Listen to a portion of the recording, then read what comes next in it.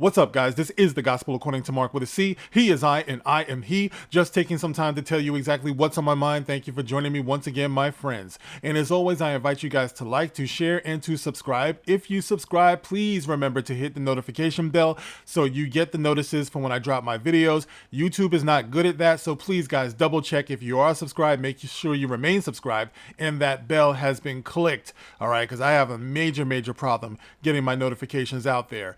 And also, guys, remember there is a super thanks feature on all of my videos. If you want to contribute to the channel, I greatly appreciate it. You guys know I appreciate you being here regardless. And listen, let's get into the topic here, guys, because this is interesting to me. And I saw this story, and I want to tell you why. You guys know that one of the things that I talk about a lot is the concept of black or underrepresented people needing to see themselves reflected in the media that they watch, you know, whether it's movies, whether it's TV or whatever, in order to relate to it. This is something that they really lay on thick these days when they're trying to promote new shows and the concept of diversity and inclusion, which by itself is never a bad thing. But the point that I make is that you can't sacrifice quality. You can't sacrifice value of entertainment for these concepts of diversity and inclusion. Diversity and inclusion would be one good step, maybe even one good first step, but you cannot like just trash out the actual engaging aspect of these characters or stories, which is what we see all too often.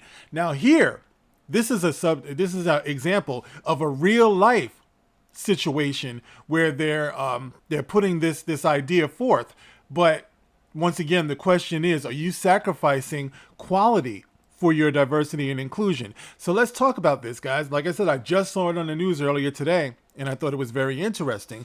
We have this article here that I'm going to be reading from that is in blackenterprise.com. You can find this all over the place. I saw a couple of links where, you know, obviously Fox News was carrying it, but I think you know where it was going to go with that. So I figured I would go with something different. So blackenterprise.com. And the headline goes, protect black teachers.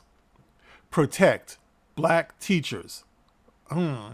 Minneapolis School District will lay off white teachers first, according to their new union contract.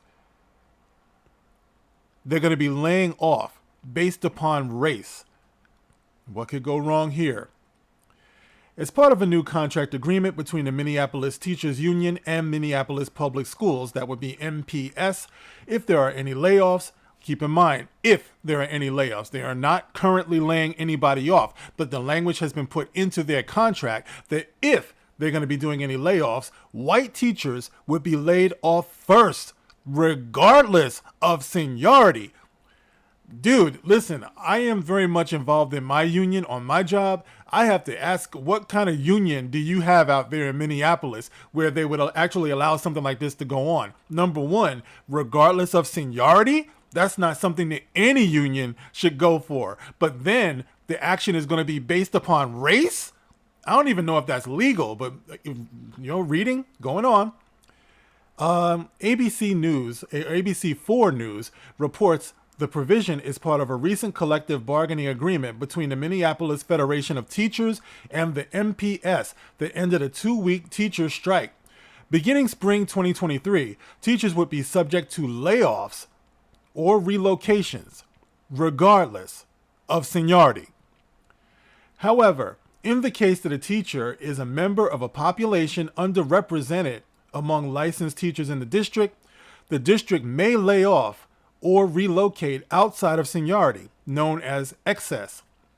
The measure will also apply to rehiring teachers who have been let go for various reasons. In other words, even if they do lay off black teachers or teachers from one of these so-called underrepresented groups, when they're calling them back, they'll go for the black or underrepresented people first.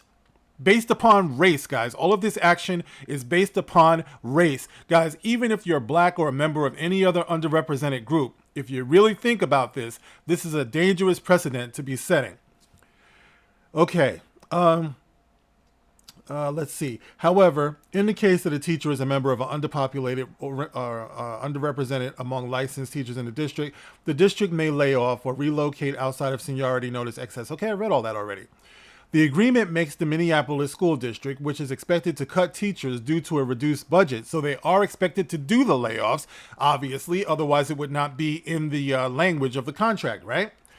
They're expected to cut teachers due to a reduced budget.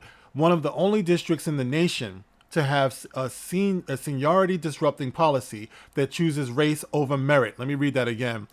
The agreement makes the Minneapolis School District, which is expected to cut teachers due to a reduced budget, one of the only districts in the nation to have a seniority disrupting policy that chooses race over merit.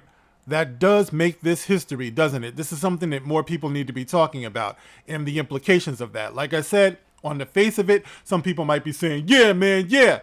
Except when you remember, no, I'll get to that in a minute. In an ironic twist, opponents of the agreement say it's discriminatory against white teachers. Why is that ironic? I mean, obviously, that's what you would expect it to be, right? Because it is discriminatory against white teachers. It actually is. And in the long run, it's discriminatory against Americans, against all of us. But like I said, I'll get into that in a minute. The Minneapolis Star Tribune reported in June that 16% of the district's tenured teachers and 27% of its probationary teachers are people of color. MPS and the Minneapolis Federation of Teachers President Greta Callahan are defending the position, arguing it's a necessary measure to correct past wrongs. They're trying to correct past wrongs. And she says, to remedy the continuing effects of past discrimination, Minneapolis Public Schools and the Minneapolis Federation of Teachers mutually agreed to contract language that aims to support the recruitment and retention of teachers from underrepresented groups as compared to the labor market and to the community served by the school district, the district said in a statement to the Washington Times. Okay, guys, right here, I have to ask the question, okay? So they're trying to correct past wrongs by doing this, okay?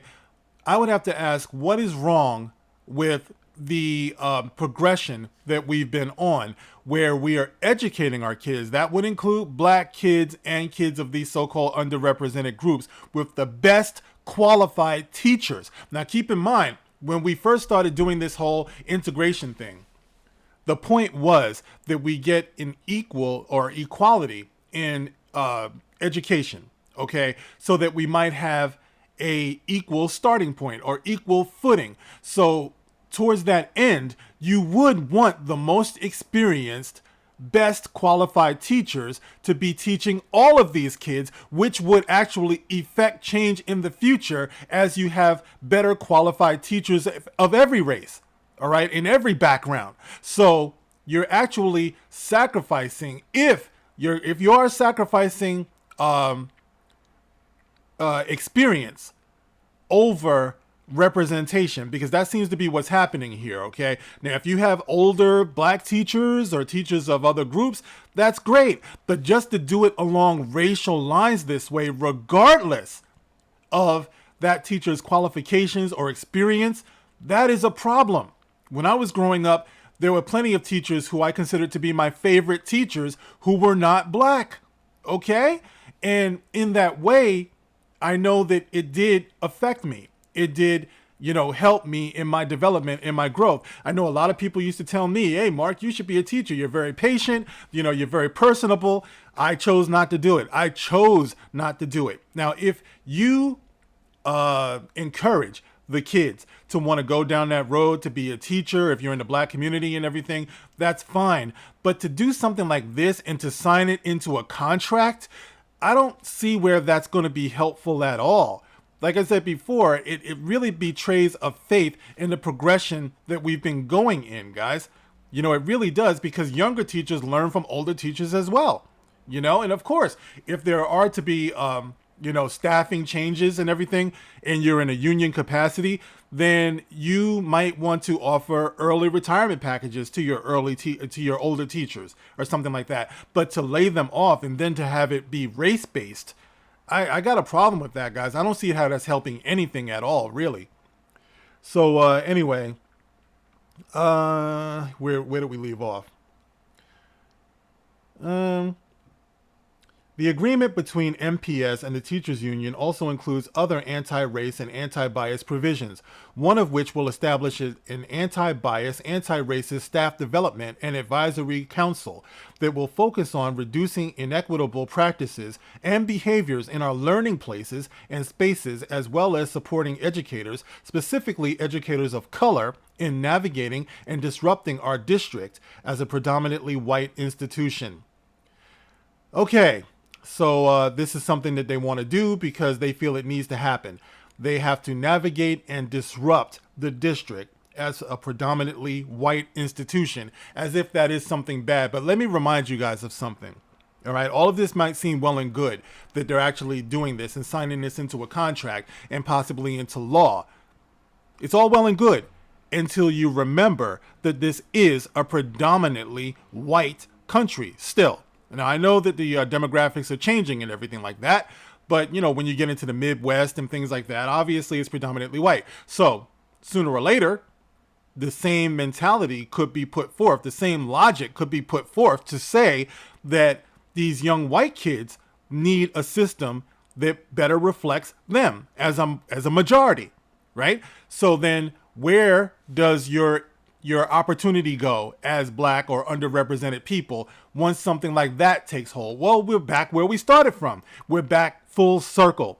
Okay. So this is the reason why I believe that in civil rights, during the whole civil rights movement, the fight was about equitability. It was about equal rights. It wasn't about giving somebody a head start.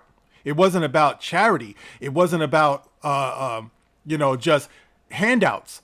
But that's the mentality that they seem to think that we represent as a black community or underrepresented people. What we want is an equal start. And you get an equal start by putting the best qualified teachers and instructors in place so that they can raise the next generation of students to do just that, to take their place in this system. So there's nothing wrong with inclusion. There's nothing wrong with representation of diversity and things like that. But when you start doing things like this, where you base job opportunities on race, that's going to be a problem, guys. That's going to be a huge problem. That's not something that any of us should be comfortable with. So these people that they want to lay off, and layoffs are ugly, guys. All right. All those things that they're talking about, all this pie in the sky bullshit they're talking about. How exactly do you, you reconcile that with the fact that these white teachers that you would be laying off are actually part of a family? They have kids, they have bills and things like that. So you would deny somebody their ability to have a life, to be stable financially, to give their kids and, their families stability. You would base that upon race. This is a major step backwards. I do not like this. And I'm really, really questioning the loyalty or, the unity of their so-called union. I know any union that I'm a part of, I wouldn't want to stand for something like that. We are supposed to be union brothers and sisters. We will not be divided this way, not by race. This is not acceptable. All right. So that's just my opinion. And I thought it was interesting because, like I said, for what we talk about in these little circles here about how it relates to, just TV and movies and stuff. Yeah, I've always said it's bigger than the things that we talk about. This mentality is infecting all over the place, and it's not good for us as a society because ultimately we do want the best. We do want to have our positions and things like that based upon who actually is the most qualified, to who's going to compete. We're supposed to be a society of competitors, and what we're competing for is not just rate of pay and things like that.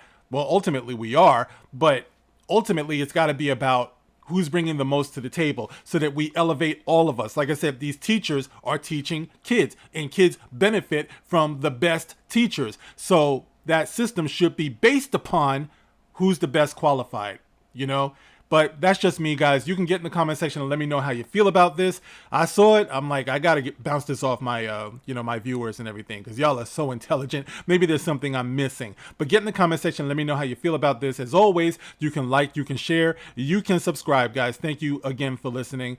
Catch you on the next one. This is The Gospel According to Mark with a C. Rock on.